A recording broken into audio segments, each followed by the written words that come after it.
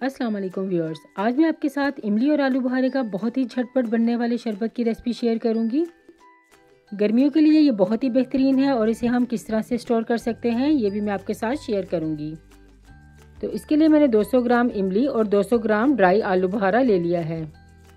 अब सबसे पहले पैन में 1 लीटर पानी का शामिल कर दें। साथ ही इसमें आलू बुखारा और इमली शामिल कर दें। आलू बुखारा जो है वो बिल्कुल साफ़ सुथरा होना चाहिए और इमली भी जो है वो ब्लैक नहीं होनी चाहिए कि कहीं आपके शरबत का कलर जो है वो डार्क ना हो जाए।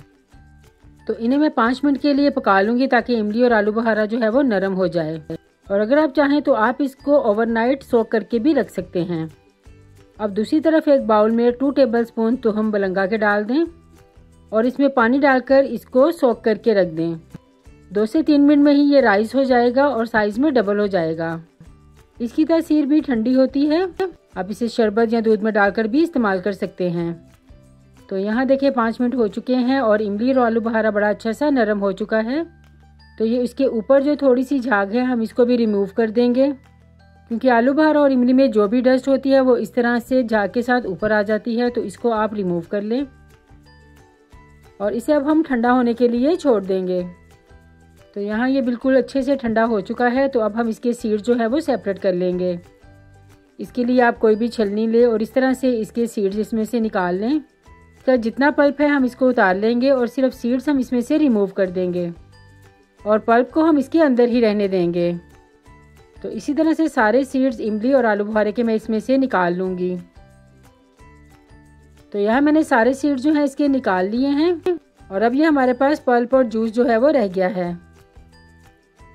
अब इसे एक ब्लेंडर में डालकर ब्लेंड कर लें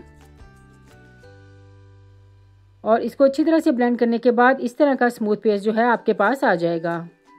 अब हम इसे स्ट्रेनर की मदद से स्ट्रेन कर लेंगे ताकि जितना भी फाइन पेस्ट है वो हमारे पास बाउल में रह जाए और जितने भी इसमें कोई छोटे से पार्टिकल्स या जो फाइबर होगा वो इसके ऊपर रह जाए। तो यहाँ मैंने इसको अच्छी तरह से छान लिया है और ये जो एक्स्ट्रा फाइबर या पार्टिकल्स वगैरह है इसे हम डिस्कार्ड कर देंगे। अब हम इस पल्प को एक पैन में डाल देंगे और अब हम इसे कुक करेंगे। और जब इसमें इस तरह से बॉयल आने लगे तो मैं इसमें 2 कप भरकर चीनी के शामिल कर दूंगी। 400 ग्राम की क्रीम मेरे पास आलू बुखारा और इमली थी और 500 ग्राम की क्रीम मैं इसमें चीनी शामिल कर रही हूँ। अगर आप बहुत ज़्यादा मीठा पसंद करते हैं तो आप इसमें चीनी की मिकदार जो है वो बढ़ा सकते हैं। तो यहाँ देखें इसको बॉयल आना स्टार्ट हो चुका है और जैसे ही बॉयल आएगा आप देखेंगे एक साइड पे इसकी जो है इस तरह से झाग इकट्ठी हो चुकी है। चीनी जो हमने शामिल की थी इसमें जितने भी पार्टिकल्स या कोई डस्ट वगैरह होगी वो इसी झाग में शामिल होती है। इसे हम रिमूव कर देंगे। अब मैं इसमें 1 टीस्पून काला नमक शामिल करूँगी और इसे हम इतनी देर कुक करेंगे कि ये थोड़ा सा गाढ़ा हो जाए। इसे हमें बहुत ज़्यादा गाढ़ा नहीं करना, बस हमें 10 मिनट के लिए हम इसे कुक करेंगे और ये परफेक्ट शरबत हमारा तैयार है, क्योंकि ठंडा होने पर ये और भी गाढ़ा हो जाएगा।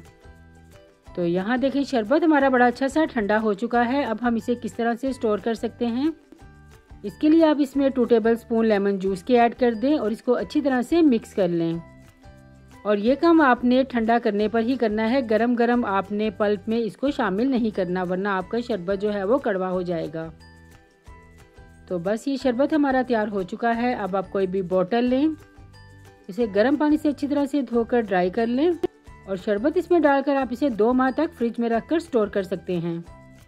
शरबत तैयार करने के लिए 1 कप सिरप जो है वो बाउल में डाल दें, साथ ही कुछ आइस क्यूब शामिल कर दें।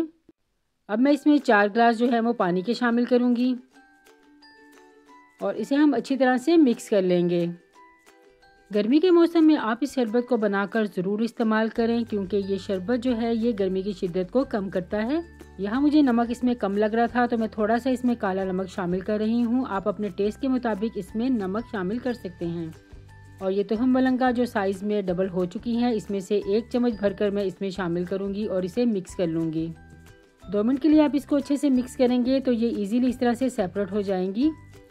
अगर आपको इसका टेस्ट पसंद नहीं तो आप इसे स्किप भी कर सकते हैं। तो शरबत को सर्व करने के लिए मैं ग्लासेस में आइस क्यूब्स डाल दूँगी और उसके बाद हम ठंडा ठार शरबत जो है वो सर्व करेंगे। और आप यकीन करें कि आप एक बार इसको बनाएंगे तो आप इसको बार बार ज़रूर ट्राई करेंगे। तो अब आप इसको बनाकर एंजॉय करें। मैं मिलती हूँ आपको किसी नेक्स्ट रेसिपी के साथ, तब तक के लिए अल्लाह हाफिज़।